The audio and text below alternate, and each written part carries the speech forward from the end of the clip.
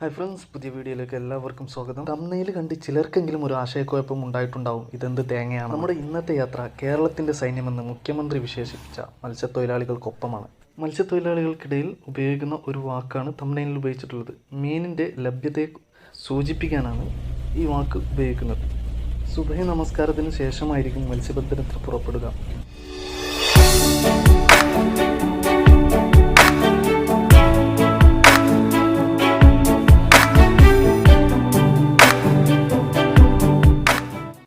പൊന്നാനി തുറമുഖത്തു നിന്നുമാണ് നമ്മൾ പുറപ്പെടുന്നത്. ഭാരതപ്പുഴയും തിരൂർ പുഴയും അതിൻ്റെ പ്രയാണം അവസാനിപ്പിച്ച് അറബിക്കടലിനോട് ചേരുന്നത് ഇവിടെ വെച്ചാണ്. അഴിമുഖത്തിൻ്റെ ഇരുകരകളായ പൊന്നാനിയെയും കൂട്ടായി പടിഞ്ഞാറക്കരയും തമ്മിൽ ബന്ധിപ്പിക്കുന്നതിന് വേണ്ടി ഇവിടെ നിന്ന് ജങ്കാർ സർവീസ് ഉണ്ട്. കാലത്ത് 7 തൊട്ട് വൈകിട്ട് 7 വരെയാണ് സാധാരണഗതിയിൽ ജങ്കാർ സർവീസ് നടത്തുന്നത്. കരയിൽ കിട്ടിയിട്ടുള്ള കാരിയർ വെള്ളം ഉപയോഗിച്ച് വേണം വലിയ വെള്ളത്തിലെത്താൻ.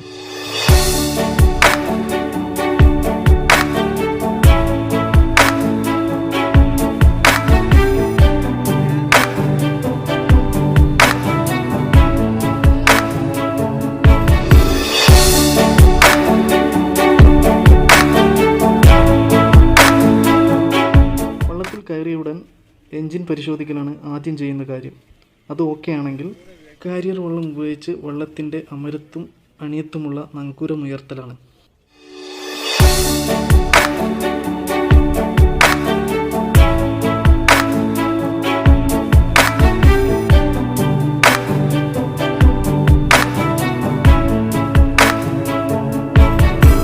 പിന്നീട് കടൽ ലക്ഷ്യമാക്കിയുള്ള യാത്രയാണ്. കടലിൽ പ്രവേശിക്കുന്നത് വരെയുള്ള യാത്ര എന്ന് പറയുന്നത് ഒരു മികച്ച ഡ്രൈവർക്ക് മാത്രം സാധിക്കുന്ന കാര്യമാണ്. അണിയക്കാരുടെ ഓരോ സൂക്ഷ്മമായ സിഗ്നലുകളും മനസ്സിലാക്കി വള്ളം നിയന്ത്രിക്കാൻ.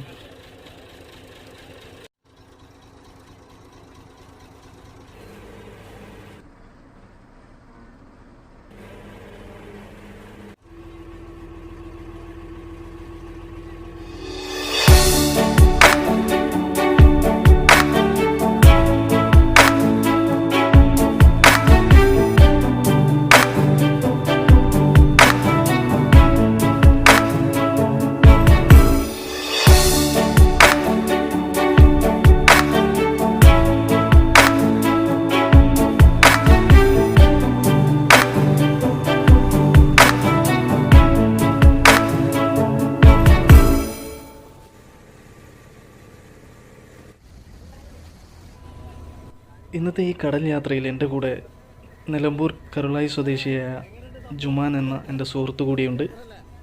മീനിൻ്റെ അടിത്തട്ടിലൂടെയുള്ള സഞ്ചാരം മനസ്സിലാക്കുവാൻ വേണ്ടി നമുക്ക് ഇന്ന് എക്കോ സോണ്ടറുകൾ ലഭ്യമാണ്. കടലിൻ്റെ ആഴം മനസ്സിലാക്കാൻ വേണ്ടിയാണ് എക്കോ സോണ്ടറുകൾ ഉപയോഗിക്കുന്നതെങ്കിലും വള്ളങ്ങളിൽ അത് മത്സ്യത്തിൻ്റെ സഞ്ചാരപഥം മനസ്സിലാക്കാൻ വേണ്ടിയാണ് ഉപയോഗിക്കുന്നത്. അതുപോലെ മറ്റിടങ്ങളിലെ ആയപ്പാട് വിളിച്ചറിയിക്കുവാൻ വേണ്ടി വയർലെസ് സിസ്റ്റവും ഇപ്പോൾ വള്ളങ്ങളിൽ സജീവമായി ഉപയോഗിക്കുന്നുണ്ട്.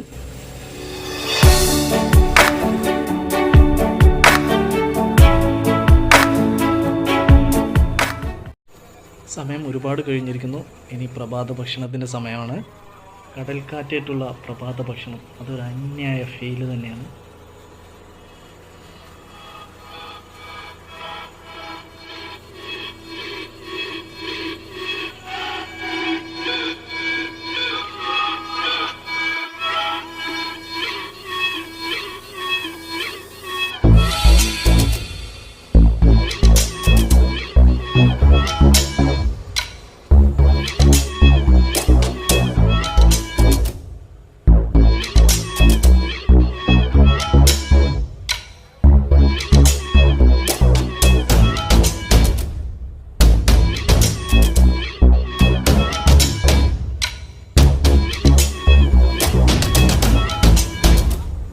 പുറപ്പെട്ടിട്ട് ഒരുപാട് സമയമായി, ഒരു ആയപ്പാടും കാണുന്നില്ല.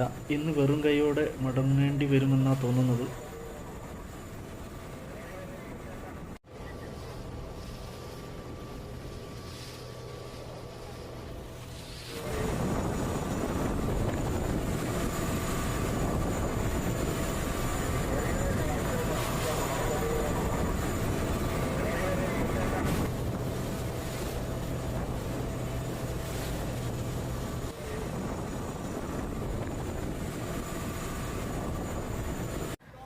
എക്കോ സോണ്ടറിൽ മത്സ്യത്തിൻ്റെ സാന്നിധ്യം കണ്ടെത്തിയതോടുകൂടി രംഗമൊന്ന് ഉഷാറായി.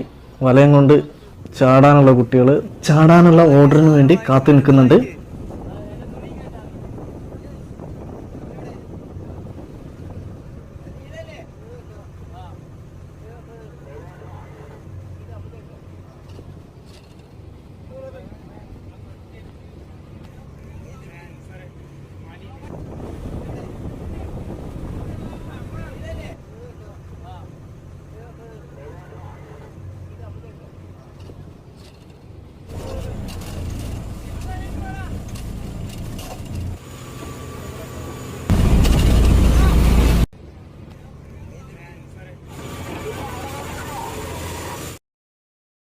ചാടിയവരുടെ കയ്യിൽ നിന്നും വലയുടെ അറ്റം മനയക്കാർ വാങ്ങിച്ചതിന് ശേഷം വലയുടെ റോപ്പ് മോട്ടറിൻ്റെ സഹായത്തോടു കൂടി കയറ്റും.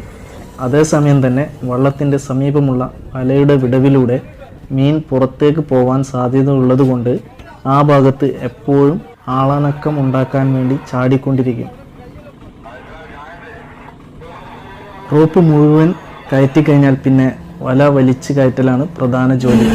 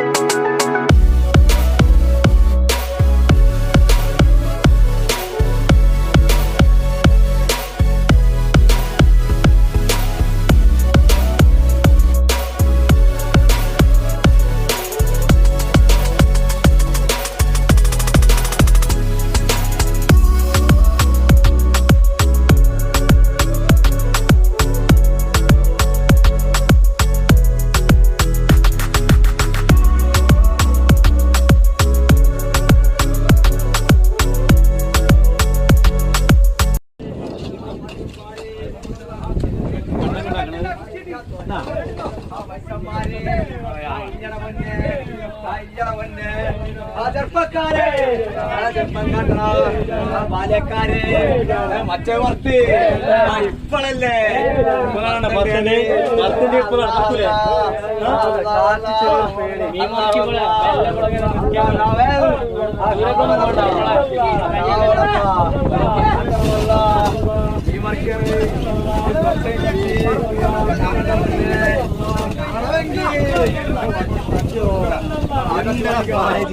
വല വലിച്ചു വറ്റിച്ചു കഴിഞ്ഞു. പക്ഷേ അധികം മീനില്ല. ഇനി മാലി ഉപയോഗിച്ച് മീൻ കാരിയർ വെള്ളത്തിലേക്ക് മാറ്റണം. ഒരു ഇരുമ്പ് വട്ടത്തിന് ചുറ്റും വല ഉപയോഗിച്ച് ഒരു ചാക്ക് നിർമ്മിക്കുന്നതിനാണ് മാലി എന്ന് പറയുന്നത്. മലപ്പുറം ജില്ലയിലെ തീരപ്രദേശങ്ങളിൽ ഇങ്ങനെയാണ് പറയുന്നത്. മറ്റ് ജില്ലകളിൽ പറയുന്ന പേര് നിങ്ങൾക്കറിയാവുമെങ്കിൽ കമൻറ്റ് ബോക്സിൽ രേഖപ്പെടുത്തുക.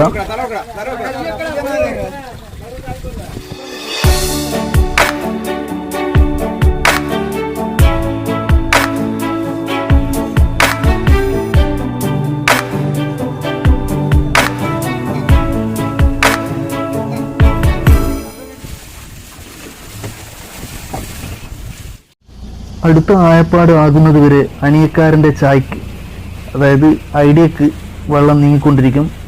അതേസമയം വലയിലുള്ള ചെറിയ ചെറിയ അറ്റകുറ്റപ്പണികളിൽ ഒരു കൂട്ടം ഏർപ്പെടുമ്പോൾ കുറച്ചുപേർ ഉച്ചഭക്ഷണത്തിനുള്ള മീനും ചോറും തയ്യാറാക്കുന്ന തിരക്കിലാവും.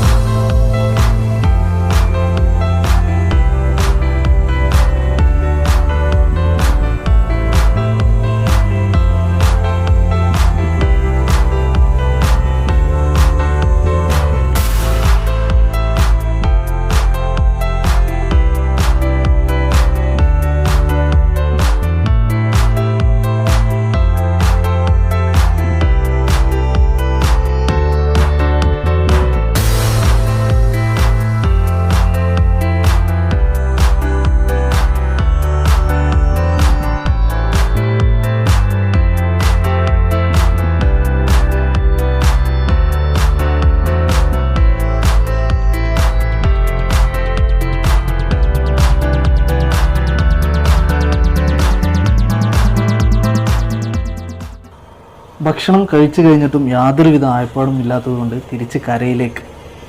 വള്ളത്തിൻ്റെ വലിപ്പമനുസരിച്ച് ഒരു ദിവസത്തെ മത്സ്യബന്ധനത്തിന് ശരാശരി 10,000 മുതൽ 20,000 രൂപ വരെ ചിലവ് വരും. ജൂലൈ മുതൽ ഒക്ടോബർ വരെയുള്ള സമയത്ത് ലഭിക്കുന്ന മത്സ്യ ലഭ്യത മാത്രമാണ് ഇവർക്കൊരു ആശ്വാസം. അല്ലാത്തപ്പോൾ മത്സ്യബന്ധനം ഒരു ചൂതാട്ടം പോലെയാണ്.